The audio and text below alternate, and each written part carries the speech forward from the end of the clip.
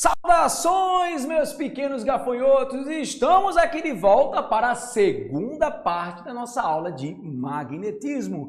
Espero que esteja tudo bem com você, espero que você já tenha assistido a aula anterior e sem muitas delongas, vamos para a nossa aula de número 22. Pois é, mequetrefe, 22 aulas aqui, você já assistindo comigo e tendo essa imersão do conteúdo de física rumo à realização do seu sonho. Talvez ser a primeira pessoa a entrar na universidade pública. Vai agora no espelho, se olha no espelho, imagina você com o cabeção, essa cabeça que você tem raspada, parecendo uma lua cheia. Pense você, mequetrefa, com a sobrancelha raspadinha, com aquele adesivo dizendo assim, Federal, olha que coisa linda, imagine isso daí que eu tenho certeza que vai ser algo muito bom para você. E nessa aula de hoje a coisa vai ficar pesada, vai ficar tenso. Robertão, bota na tela aí, Robertão, o tema da nossa aula de hoje, porque agora a gente vai medir o campo magnético. Pois é, mequetrefe, você estava na aula passada achando que o negócio estava bom demais, pensei assim, essa teoria não tem muita coisa não. E agora a gente vai ter que medir esse campo, né? Eu sei que você está aí feliz da vida, muito contente, muito alegre, mas agora a gente vai vir a parte de cálculo. Robertão, me bota nessa tela aí, Robertão. Vamos agora entender que a passagem de uma corrente elétrica por um fio condutor, ela vai gerar um campo magnético. Isso é importante que você tenha em mente. O que acontece, pessoal, é que esse campo magnético, ele vai ter um formato circular em torno do fio que ele passa. Então, o que vai acontecer é que essas linhas de campo magnética, elas vão estar girando em órbitas em torno de um fio condutor. Essa relação, ela é chamada da regra da mão direita ou regra da mão de gancho. E funciona mais ou menos assim. Você vai entender por que mão de gancho. Você vai pegar com sua mão esquerda um lado. Pega agora, vai lá, mequetrefe. Deixa de tua preguiça, mequetrefe. Eu sei que tu tá aí animado, hoje é sexta-feira, você tá aí ávido para até aprender física. Pega com tua mão esquerda o teu lápis ou tua caneta e faça um joinha. Aê, belezinha? E você vai fazer o seguinte, ó, o sentido do seu polegar, ele representa a corrente elétrica. Então, se a corrente subir, você vai fazer o polegar para cima, se a corrente descer, você vai fazer o polegarzinho para baixo. Agora, vamos imaginar essa corrente subindo, belezinha? Você faz ela ir para cima e agora, com a mão parecendo um gancho, você vai fazer esse processo de rotação. Pois é, note que a gente sempre vai trabalhar com dois extremos, um lado A e um lado B. Eu estou chamando assim apenas por uma mera convenção. Então observe que de um lado A, você está vendo a ponta do meu dedo, ou seja, o campo magnético estaria saindo dessa folha de papel indo até você. Mas quando ele chega aqui, ó, por trás da câmera, ele faz ó, o Mohawk, ele dá o retorno e ele volta para o lado B. Percebam que agora vocês estariam vendo a parte de trás desse campo magnético. E essa representação do campo, ela vai assemelhar-se como se fosse uma flecha. Então, quando eu olho a parte da frente da flecha, a simbologia, eita, quase que não sai. A simbologia que nós vamos utilizar é um pontinho, olha, esse pontinho. Esse ponto representa a flecha e se eu olhar a parte de trás dela, eu vou estar vendo um X. Então, viu numa prova um xizinho, sabe que o campo magnético está adentrando a folha de papel e se eu olhar um pontinho, ele está saindo da folha de papel. Lembrando sempre que isso vai respeitar a regra da mão direita. Como vocês estão observando, vocês notem nessa imagem que a passagem da corrente elétrica para cima, de um lado vai ter um campo entrando do outro, saindo sempre essa referência. Então é importante vocês entenderem que essa imagem é o campo criado pelo fio e não o fio estando em um campo, que isso é uma outra coisa que a gente vai estudar já já, tá belezinha? Então, para que a gente venha a medir essa intensidade do campo magnético em um condutor retilíneo, lembre-se que nós falamos que o campo magnético será representado por uma letra B maiúscula. Desta maneira, observa-se que pela regra de Biot-Savart, nós vamos ter essa orientação do campo magnético sendo medido pela seguinte relação: Mi vezes I dividido por 2πd, ou 2π raio, caso você queira chamar assim. Aí você deve estar dizendo, Paulo, não entendi, foi nada, me explica aí. Este Mi é o coeficiente de atrito? Ô, Mequetrefe, pelo amor de Deus, Mequetrefe, isso é uma letra, Mequetrefe, que é utilizada para representar várias grandezas físicas. De fato, o Mi ele é utilizado por coeficiente de atrito, mas agora esse Mi ele é utilizado para representar a permeabilidade magnética no vácuo. Essa permeabilidade ela tem um valor fixo que vale 4π vezes 10 elevado a menos 7 Tesla metros sobre ampere, que é a unidade de corrente elétrica, belezinha? Então, essa permeabilidade magnética, que é o Mizinho, será multiplicada por I, que é a corrente elétrica, e será dividida por 2π, aquele π que é 3,14, eu sei que você sabe. Aí você diz, e essa ideia é o quê? É a distância do fio até o ponto onde você deseja calcular o campo magnético. Vamos ver um exemplo para você entender. Veja que eu tenho aí um fio condutor, a corrente está indo para cima, então eu vou pedir que você no seu caderno posicione seu dedo para cima e veja que no ponto P você estaria tendo o quê? Um campo magnético que estaria adentrando a folha do seu papel. Dessa maneira você estaria vendo a parte de trás do campo, que é o xizinho. Então o que que nós vamos fazer? Nós vamos pegar os dados que temos no enunciado, como corrente I5, como a distância, ó, vamos lá o que ele diz. Ele fala que um condutor reto extenso no vácuo é percorrido por uma corrente de 5 amperes. Calcule o valor da intensidade do vetor indução magnética em um ponto P que dista 20 centímetros do condutor. Indica o sentido do vetor do campo magnético. Então o sentido a gente já identificou, que é o sentido adentrando a folha de papel e a distância que é 20 centímetros, e aí viu o Mequetrefe, lembra? Robertão, me bota nessa tela que eu quero olhar no nervo óptico desse Mequetrefe que está aí do outro lado. Lembre-se, remember! A distância tem que estar no sistema internacional. Repita essa frase para você. A distância tem que estar no sistema internacional. Repete de novo para fazer conexões neuronais na sua mente, Mequetrefe. A distância tem que estar no sistema internacional. Não adianta nada você fazer o cálculo, interpretar e chega na hora, Mequetrefe, tu me mata de vergonha, Mequetrefe, botando a distância em centímetros.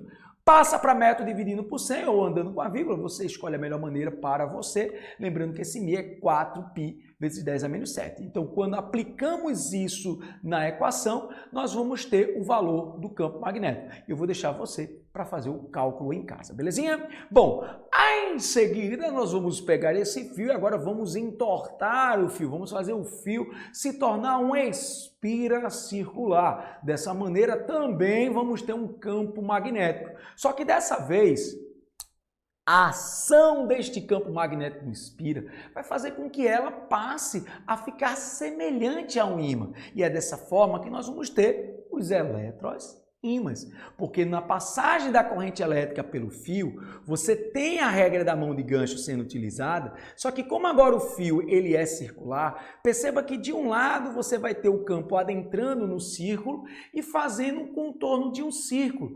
Assim você tem a caracterização de uma região em que o campo adentra e uma região onde o campo estaria saindo, caracterizando a ideia, lembre-se que o sentido do campo magnético de um ímã externamente é saindo do Polo Norte e entrando no Polo Sul. Dessa maneira, essa parte onde o campo magnético está saindo seria o nosso Polo Norte de um eventual ímã e a parte onde ele adentra seria o Polo Sul de um ímã. Então, quando o fio ele forma uma espira circular, ele vai ter essas características de um campo magnético e de um ímã.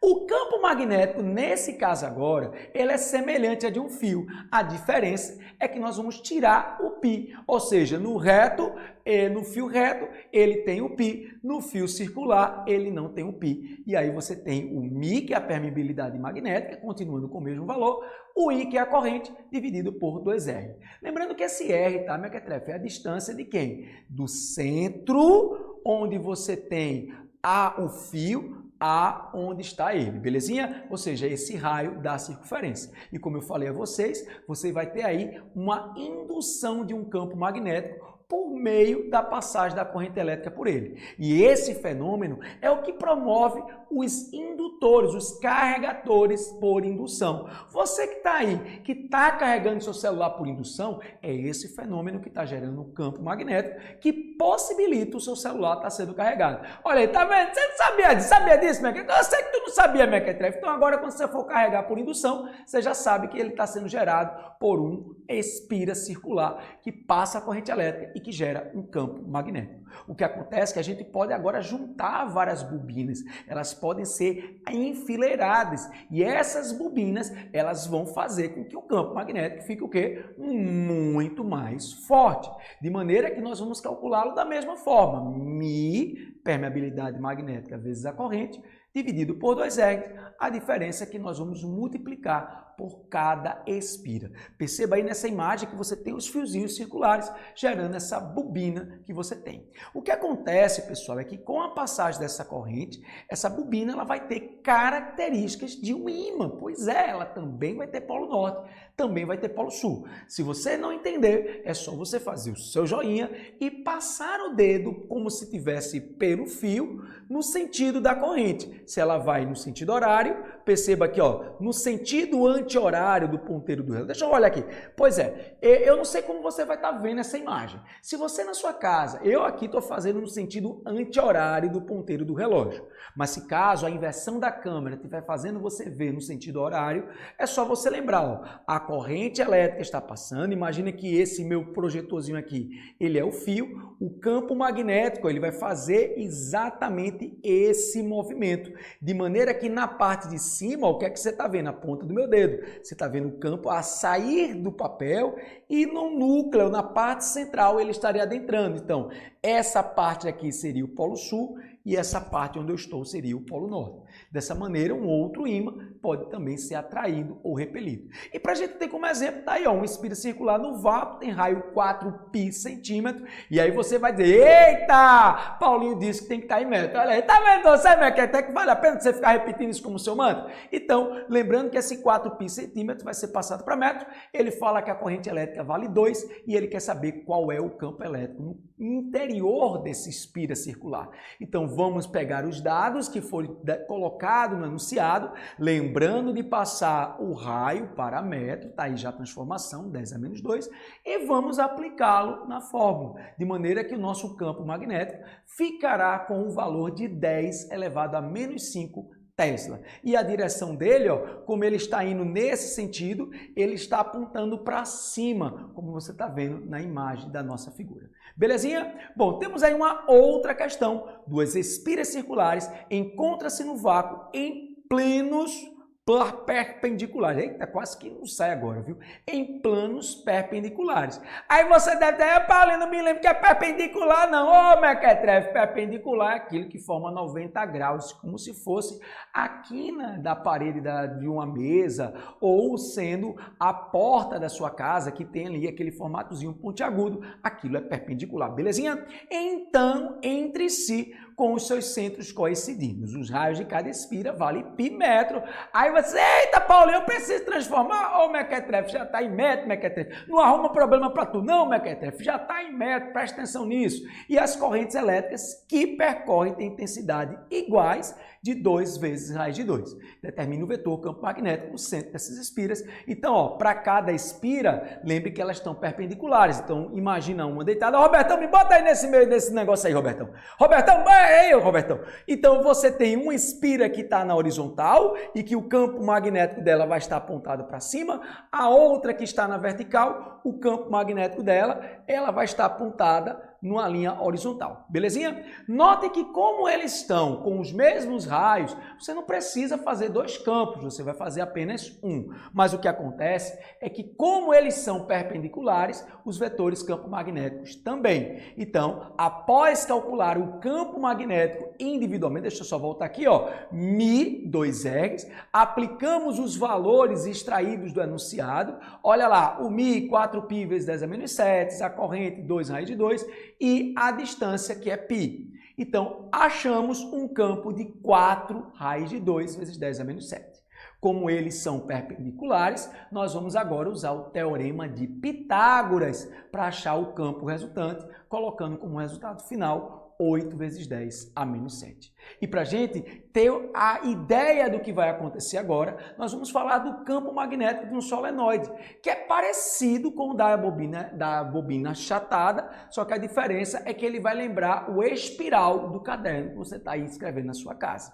O que vai acontecer é que esse solenoide ele vai induzir um campo magnético que também vai fazer com que ele tenha características de um ímã. Notem nessa imagem que você, com a passagem da corrente elétrica, vai ter em uma extremidade o campo adentrando nesse solenoide e saindo pela outra. Lembrando que onde o campo adentra é o polo sul e de onde ele sai é o polo norte. Então, nós também temos um ímã. O que acontece é que quando nós temos um solenoide, aí você deve estar aí, Paulinho, como é que eu vou saber que é um solenoide ou uma bobina achatada? Ô, benção, pelo amor de nosso Senhor Jesus Cristo, benção. Ou aquilo que você crê, ele está dizendo solenoide, soleta para tu solenoide. Então, ele tem um solenoide que tem que ser verbalizado no enunciado, para não confundir com a ideia da bobina chata. Até porque o cálculo desse campo magnético, ele muda de intensidade, ficando Mi vezes N, que é exatamente o número de bobinas que você tem, multiplicado pela corrente, só que agora a gente divide pelo comprimento que esse solenoide ele vai ter. Dessa maneira, por meio do solenoide, nós vamos poder construir os eletroímãs.